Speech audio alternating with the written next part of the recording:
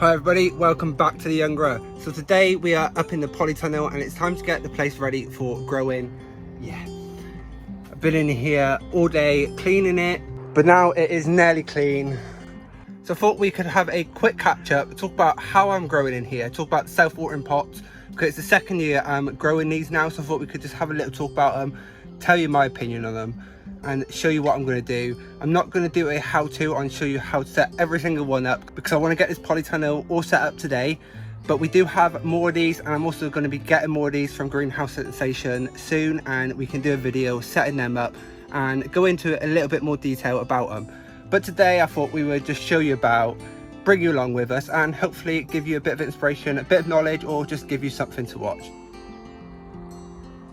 So I did start to clean the self-watering planters from Greenhouse Sensation, and there's quite a few of them.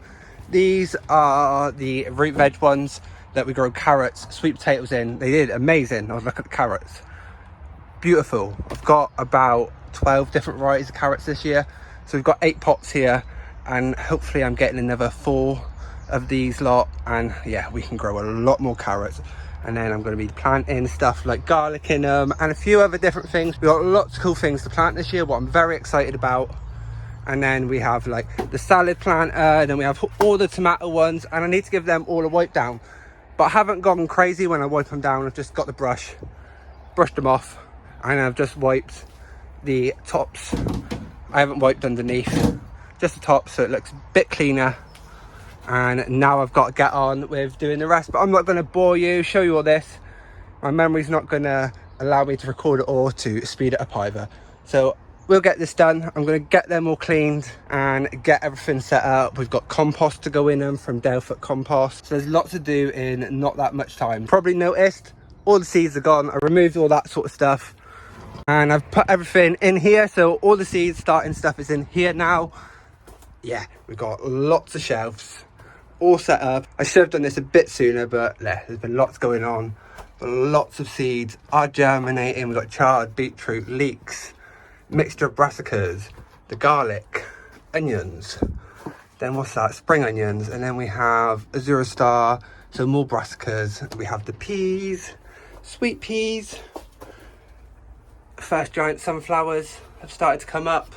Yeah, so at least now I have a lot more room to get everything started. What's perfect, because there's so many seeds to sow and not enough space. I bet so many of you are having the same sort of problem. It's like, so where do we put things? But then I am very lucky I have this greenhouse, the Polytunnel, and the greenhouse down the bottom, so I can make room if I need to. Good to have this place all cleaned up. Yeah, it looks so good. And I did have some sweet peppers in here in the quad grow self-watering planters. Forgot to remove them. I thought I'll just see if they overwinter, and surprise surprise, one of them has actually overwintered, sending out little flower buds. I can't believe it. And this is the paprika one, and if there's any that I wanted to overwinter, it was that one, and it's in a self-watering pot. So what we are going to actually do though is repot this with some fresh compost. Not yet, for now it can just stay in this pot until everything's set up. But I thought that was quite cool. That just goes to show it's been a very mild winter. I'm here in Plymouth in the southwest, and yeah, personally I haven't experienced a heavy frost. Nothing's been frozen when I come to allotment. So that paprika pepper has survived all winter in an unheated greenhouse. Crazy, absolutely crazy. Because when I said about this on my Facebook, someone was like, oh, they're gonna die, they're gonna die. I was like, you'd be surprised. So just down here I've been sorting out some stinging nettles that have come in from the outside of the Polytunnel. So I've just been pulling them all out. Look at that. Craziness.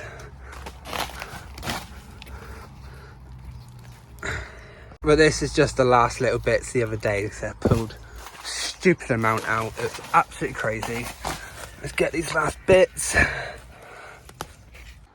So that would do for now. Pulled out what I could see, and then we just put the weed fabric back over, and I've gone around the edge and pushed it in with a screwdriver.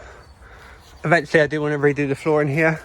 I would like a brick path down through the center, and then maybe black weed fabric either side, so that way we can clean up that section a lot easier. So one of the jobs we need to do is replace all the mattings that go into the pot. These go in the pots. They're like the wicks, and they come out the bottom and then go through the hose on the self-watering planters. Got a box full of new ones, and then some littler ones will go in the large salad planter. But yeah, we've got to replace them as well. But they do recommend replacing them every year. But you can get these on Greenhouse Sensation. It was brilliant. But looking at them, you probably could use them again if you clean them up. It's up to you. They do recommend using them once, but like I say, they look okay still. They just need a good clean. But we want to show you the best way of doing it, and the best way they recommend is to replace them each year. So that's what we're going to do. After those lots of pots cleaned, they're the big ones that go on there. Just got the rest of these to do, but I just wanted to show you this before I empty this pot. I need to find somewhere to put these. We need to find out also if these are recyclable, and I'll mention this in the next video or a video in the future once I find out if they are. They should be, hopefully, but we'll see, find out. So that's the root veg ones on. We are not doing the matting just yet. We're going to see what the time is when we finish, because we may have to fill them up a different day. Sun is starting to go down. I think I've got about an hour left, and I've still got them to do, and there's more just outside to give a rinse off. Whew. There's also something really cool I forgot to mention about these self-watering planters from Greenhouse Sensation. Normally with the quad grows, the normal ones, you grow tomatoes and that in, you've got to have 2 units connected in the middle, and these like supply water between each other, and you had to do that. You couldn't have them separate. But now you can have them separate. They've created these separation plugs, so you can plug them, and I'm hoping by doing this, maybe we can actually put tomatoes this way and get more in here this year, because before we had them like that and wasted room. But I'm thinking we may be able to go like that, or maybe a tomato in front and something smaller behind. Maybe, I don't know, we'll have a look and have a play around. I think that way I might be able to get even more stuff in here. What would be awesome. I just thought I'd quickly mention them before I end up forgetting, because we're going to separate all ours this year, because it was a bit of a pain having them connected, if I'm honest. I thought, oh, they need something to be able to separate them, and they can now. What's brilliant, at least that way I can control feeding a bit better as well, depending what's growing in what, because I'm doing giant tomatoes, and before I had to have a giant tomato in one of these connected to the others, but now I could just do 2 giant tomatoes on their own. They can have a separate feeding regime to, yeah, try and get a huge tomato. So we're slowly getting there. Literally just have these here to wipe down with some water. Ooh. It feels so good just to get it nearly ready. So we're going to actually leave these to fill up in a separate video. Yeah, too much for today. And I need to learn not to push my body, not at the moment anyway. So yeah, so it's time for me to listen to my body, get this done, and then I think it will be it for the day. And there we go. That is them all cleaned, and I'm so happy that job is done. It was just one of those jobs that I really couldn't be bothered to do. Yeah, it was the actual effort, but it's done now. They're nice and clean, and all the pests are gone, because there's quite a lot of slugs and bugs and all sorts on them. The plan was to get these set up today, but sunlight is starting to go. The chickens I've just had to sort out, rush to do it. Just collected their eggs from today. Absolutely beautiful. The ones that lay the blue and greeny ones are the cream leg bar, the lavender aracuna, the rare Shetland fowl, and then they have bred with my chickens, creating the different colour greens and blues as well. I got a bit off track again. So before we finish up for the day, let's have a quick talk about self-watering systems. These ones here are the quad grow root veg planters. They come as a set of 4 pots in a square, and these are for like carrots, root veg. Last year we grew heirloom carrots in these, and it was amazing. So this year we're doing a lot more. I at least want 8 lots of carrots, and we're going to be getting some more of these soon from Greenhouse Sensation. But they are amazing. I love them. You got the reservoir underneath, and it depends what you're growing in them. I had to top them up around 7 to 14 days, so that's at least a week of no watering, but sometimes it did go to 14 days. It depends what the weather was like, how the plants were doing. And the next set of self-watering planters are the quad grows. These are just called quad grows, and they're called quad grows root veg planters, if I get my words out then. So these used to originally connect together and you had to have them side by side, but with those bungs I showed you earlier, they can now be moved separate. So I'm hoping we can grow them like this. Maybe I can get a few more in. So when it came to topping the reservoirs up, they lasted for around 12 days. Yeah, what was absolutely brilliant. They lasted a bit longer than these ones, but I think it's because I planted so much in these that, yeah, it needed more water. If you are curious to know more about these self-watering planters, go back and watch my previous videos from last year and you'll see what I harvested, what I grew, and yeah, there should be a lot of information there for you already. But we're going to follow these over the coming year and document every stage, every part of growing it, and showing you how good these are, because this is the only reason I can grow in my polytunnel. If I didn't have all of this, yeah, it wouldn't be happening.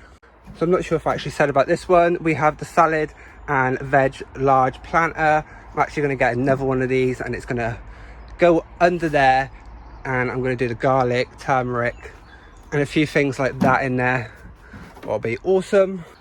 So I don't know what else I should say in this video. My brain's a bit tired. It's been a long day, lots has been done, and I'm really looking forward to growing in these and see how they got on. They did really well last year, and this year we're going to do the Delphic compost in these, because I had a bit of trouble when it come to feeding these last year, because the feed they provide with these is not organic, so I couldn't use it. So I was using some other things, having a little experiment, and they did okay, but they could have done a lot better. So we're going to do the peat-free wool compost for tomatoes in them this year. No need to feed, only water, and if that is true, then yeah, we're not even going to have to worry about feed, and having an organic feed is not going to matter, because this here is going to be the feed. This is going to provide the nutrients. Hopefully, what else does it say? 50% less watering, peat-free, high yield, healthy crops, bursting with natural flavour, organic growing for tomatoes, grow bags and for pots. But it looks absolutely beautiful, and I've heard some people actually cut some holes in these and use them as grow bags. But I think if I carry on talking, I'm just going to ramble, and if I'm honest, I'm not 100% sure what I've said in this video.